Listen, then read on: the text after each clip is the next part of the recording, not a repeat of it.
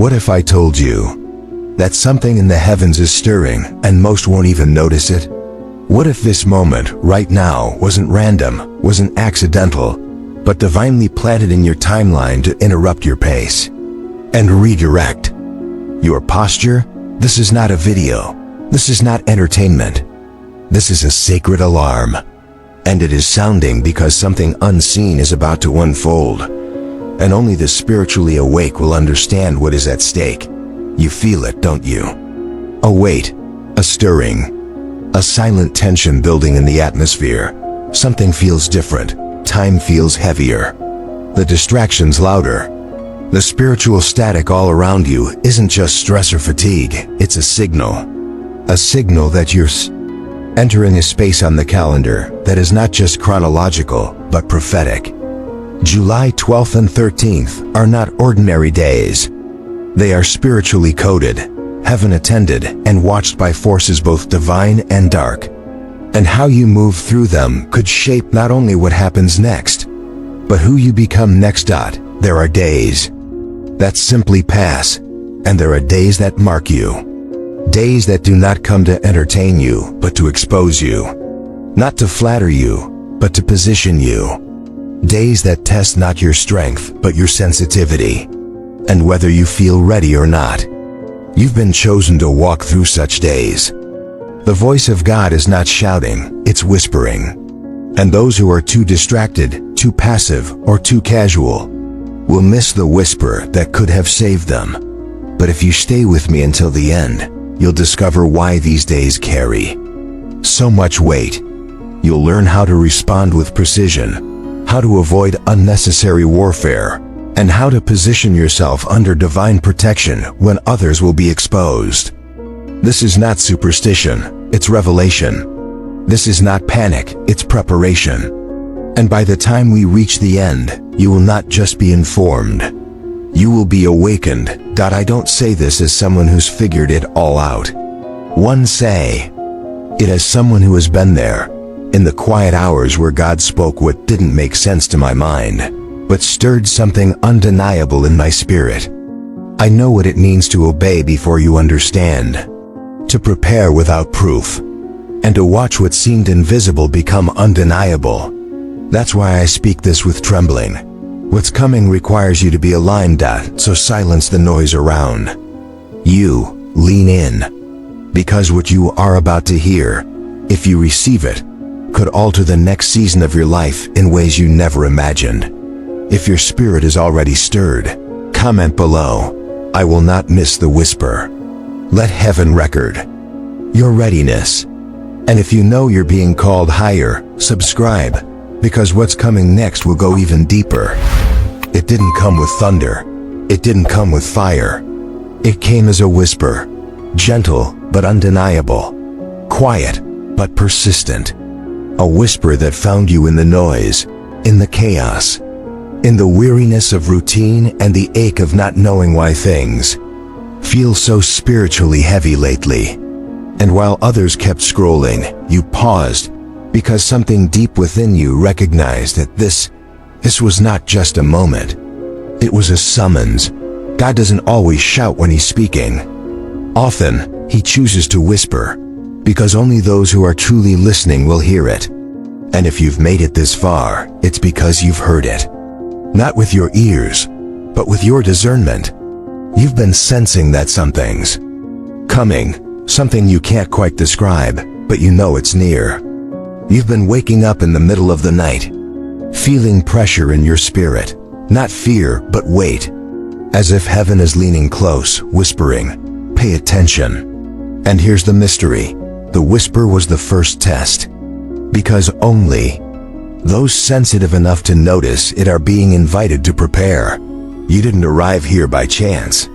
You were pulled, gently but firmly, into this alignment because heaven is about to move, and you were born to move with it. The alarm bells of eternity are not sounding in public places. They are ringing in the secret places. And the chosen are those who still know how to listen. Maybe you've been feeling off lately. Not quite yourself. Disconnected. But strangely, more aware, more alert. It's because your spirit is waking up before your mind understands why. That's how heaven works. It activates you in secret before it reveals the purpose in public. And this whisper, this invisible weight, is not pressure from life. It's the breath of God calling you into position. But not everyone hears it. Not everyone responds. Because this whisper demands more than curiosity. It demands attention. It doesn't force itself into your world. It waits. It waits for you to realize this is holy ground. That still, small voice that has been stirring. Your soul is not a thought. It's an instruction. And it's only the beginning, because what comes next will demand your full attention. There are days, and then there are days that carry weight. Days that do not pass, they imprint. Days when the calendar becomes a battlefield, and every hour holds the potential to either open doors or unleash consequences. July 12th and 13th are not just numbers. They are thresholds. Days that were whispered before they were announced. And while others will treat them like any other, the chosen will know. This is not business as usual. Heaven is not random. God does not speak in riddles without reason. There are divine appointments hidden in time. Holy ambushes where destiny collides with obedience. These 2 days have been spiritually marked. Not because of superstition, but because heaven has written something into the fabric of those moments. And just like the Passover night, when deliverance came to those who obeyed and judgment came to those who dismissed the instruction, what happens on these days will not be neutral. Time itself responds to obedience. And God, in His mercy, has chosen to warn before He moves. He's giving you insight ahead of impact, revelation before responsibility. But make no mistake, you will be held accountable for what you now know. These days carry within them both promise and pressure. And your response will determine what you walk into. Just like David was summoned from obscurity at a specific time. Just like Mary's yes activated eternity in her womb. Your posture during these days will determine whether you are bypassed or birthed into something new. This is not about fear. This is about recognizing that heaven speaks through moments, and only the spiritually alert can decode them. Do not treat holy time like common time. The veil is thin. The atmosphere is watching. And the weight of heaven is leaning on July 12th and 13th in ways most people will never perceive. But you do. That's why you were led here, if your spirit knows. These days are different. Write in the comments, I recognize the weight. Let that be your public agreement with what heaven is whispering. There are warnings, and then there are instructions disguised as mercy. When God whispers direction before disruption, it is not a suggestion, it is a shield. And in these spiritually marked days, alignment will not just protect you, it will preserve your destiny. Because when the winds rise and the pressure increases, your protection won't come from strength or knowledge, it will come from where you're standing. Position will determine preservation. God does not force you into safety. He invites you into shelter. He offers covering, but He will not drag you beneath it. You must step into alignment willingly, and this alignment is not emotional. It's not momentary. It is deliberate. It is strategic. It is spiritual posture. To be aligned with God during these days means to close the doors He never opened, to silence the voices He never sent, to avoid the conversations that drain your oil, and to walk in obedience even when it offends your logic. Alignment is trust. In motion, it's saying yes even when you're unsure of the why. It's staying under the shadow when the world tells you to step into the noise. And it's that obedience, raw, early, without applause, that builds an invisible wall between you and what was meant to take you out. Some will scroll past the instruction and walk directly into warfare that was never assigned to them. Some will treat God's warning as paranoia and find themselves vulnerable to unnecessary pain, but not you. Because you're not just listening, you're positioning. You understand that God's voice is not an option to consider, but a covering. To enter, there will be moments on July 12th and 13th when the temptation to step out of alignment will feel subtle. A distraction, a conversation, a delay. But those small moments will carry weight. And only those who remain rooted, not in performance, but in posture, will be carried through untouched. Alignment is not perfection, it is awareness. And, in these days, awareness is your arc, because when the storm breaks, it's not the strongest that survive. It's the ones who listened and obeyed before the first drop of rain. There's a difference between seeking God and staying with Him, between visiting the secret place and making it your permanent dwelling. In ordinary seasons, casual communion may feel sufficient, but these are not ordinary days. July 12th and 13th are not moments for spiritual tourism. They are days when only those who dwell in the secret place will be hidden from what others will feel exposed to. Psalm 91 doesn't say, "He who glances at the secret place," or "he who stops by occasionally." It says, "He who dwells." Dwelling means building your life in His presence, structuring your rhythm around His word, saturating your atmosphere with prayer, worship, and intentional silence before Him.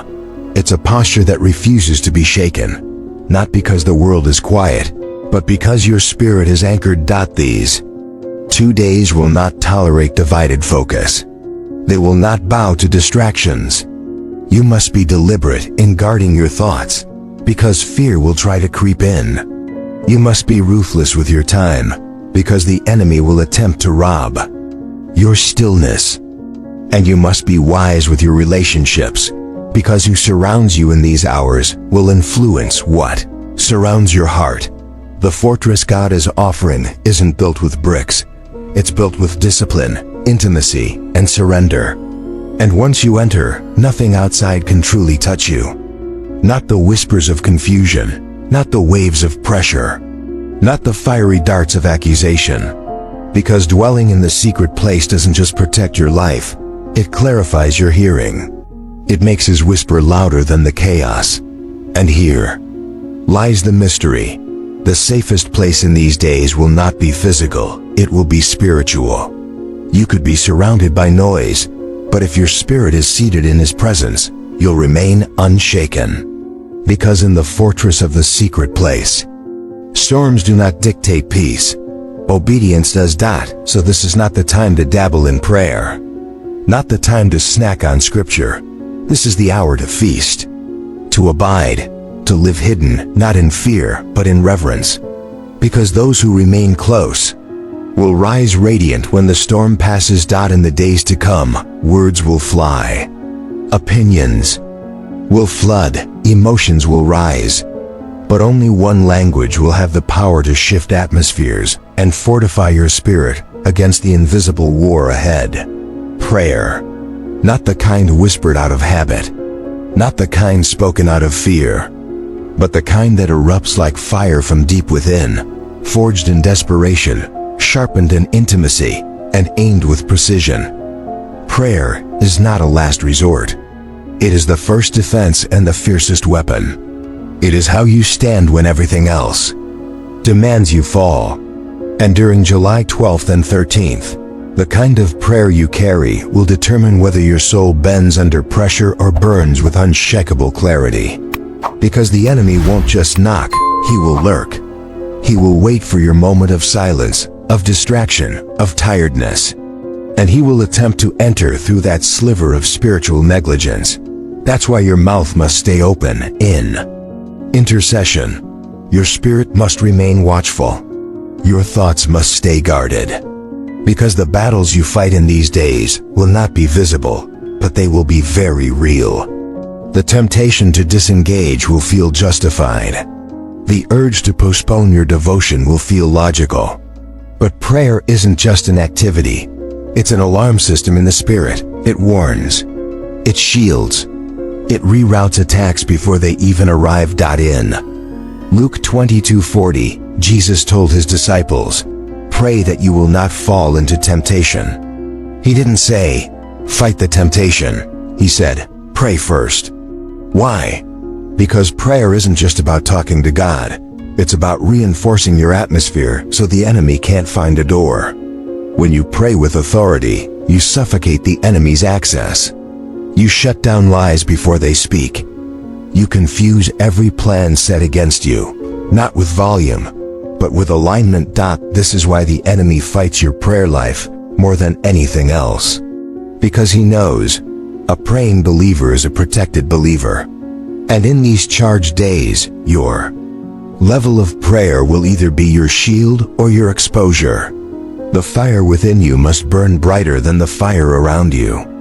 And that fire is fed in the secret place, stoked with groanings too deep for words, sustained by truth, and released through the mouth of one who knows how to war in the Spirit. Do not wait until the pressure rises to prepare. Build the wall now. Set the watch now. Pray now, not out of routine, but out of revelation. Because these aren't days for casual Christianity. These are days for spiritual violence. And prayer is your power. Not every storm is sent by God. Some are opened by doors we never should have touched. And many believers today are not under attack because they are being tested. They are under attack because they delayed when they were called to obey. Disobedience rarely shows up in rebellion. Most times it hides behind logic, behind procrastination, behind "I need more confirmation."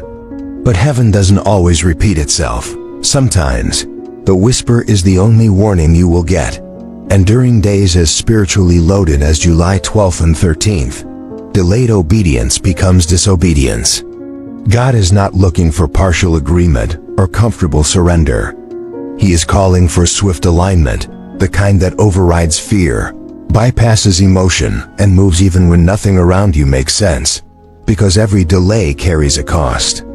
A delay in obedience isn't neutral, it creates gaps, and gaps are invitations for warfare you were never meant to face. There are battles you're not supposed to fight. There are wars that only find you because your hesitation placed you outside of God's perimeter. And many wonder why peace is fleeting, why confusion floods their nights, why prayers feel dry. But the truth is, their foundation cracked the moment they ignored divine instruction. Not because God abandoned them, but because they stepped out from under the covering. He offered. The enemy watches those who waver. He listens for the indecision in your voice. He studies the gap between conviction and action.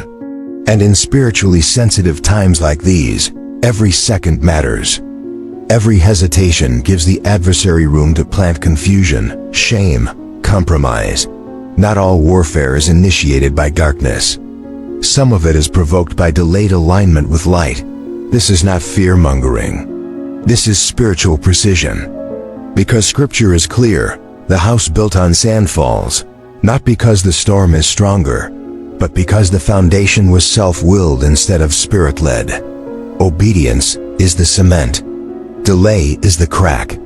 And these days will test what you're truly built on. So if God has been prompting you to fast, to let go, to forgive, to shut the door, to withdraw from noise, to enter solitude, to break cycles, move now. Do not wait until the shaking exposes your delay. The window is narrow, the invitation is open, and what you do in private will soon be echoed in public. In the end, it all returns to one sacred hinge: obedience. Not the kind that seeks applause, not the kind that bends to feelings, but the kind that moves with trembling hands and unwavering faith, because it knows that to obey God is to walk in alignment with eternity itself. And for these days, July 12th and 13th, obedience is not optional. It is everything. Door to victory is not locked, it never was. But it does not open to pride, it does not respond to delay. It does not swing wide for convenience. It answers only to the voice of the one who says, "Nevertheless, not my will, but yours be done." And that voice, spoken in the secret, releases a ripple through the heavens, unlocking protection, favor, acceleration, and divine order. do not need to understand all the whys. You are not required to see the full map. What is required is your yes. A yes that closes portals of distraction. A yes that silences the demands of the flesh. A yes that aligns your posture, your rhythm, your environment to one reality. God has spoken, and I will obey. Heaven does not honor strength, it honors surrender. Angels are not assigned to your busyness, they are assigned to your obedience. And right now, chosen one, there's a holy assignment hovering over your life, waiting to land on the ground of your yielded heart. You do not walk alone. The Spirit walks with you. The shield of God surrounds you. But the condition remains. Stay under the covering. Ephesians 6:13 doesn't suggest armor, it commands it. Because there are days when your survival will not come from insight, but from immersion in truth. These are those days when the wind blows and the tests rise and the temptation screams. You will not fall, not because of your strength, but because you knew where to stand. You were not chosen for smallness. You were not marked for passivity. You were born for glory, but that glory requires order. And order begins with obedience. So today, don't just hear the call, answer it. Don't just nod in agreement, respond in posture. Let your room become your altar. Let your silence become worship. Let your steps become intercession. And let your obedience become the key that unlocks your appointed victory. Because the battle has already been declared. The outcome already written. Now the only question remains, will you walk through the door? There are moments in time that are not just hours on a clock, but portals of destiny. Appointments written not by man, but by the breath of God Himself. And July 12th and 13th are not ordinary days. They are thresholds. Thresholds where obedience becomes fire, where stillness becomes strategy, where silence speaks louder than noise, and where your surrender becomes the seed of supernatural preservation. You have heard the trumpet. You have seen the signs. And now the invitation is in your hands. Not to fear, but to align. Not to rush, but to dwell. Not to wonder, but to obey. Because in these days, it will not be your might that secures the victory, but your decision to remain hidden in the shelter of the Most High. Do not let this word be a passing wind. Let it become your foundation. Etch it into your atmosphere. Speak it over your home. Live it in secret. And when the shaking comes, as it surely will, you will stand. Not because you are unshakable, but because you are rooted in the one who cannot be moved. So chosen one, what will you do with what you've received? The altar is open. The presence is near. The voice is spoken. Now walk in it. Fully, boldly, completely. The time is now. The shift is here. And heaven is watching. If this word confirmed what your spirit already knew, write in the comments, I will dwell in obedience. And if you're ready to go deeper, subscribe now. Because the next revelation will not just inform you, it will transform you. The next divine instruction is already on its way. We will meet again in the next call.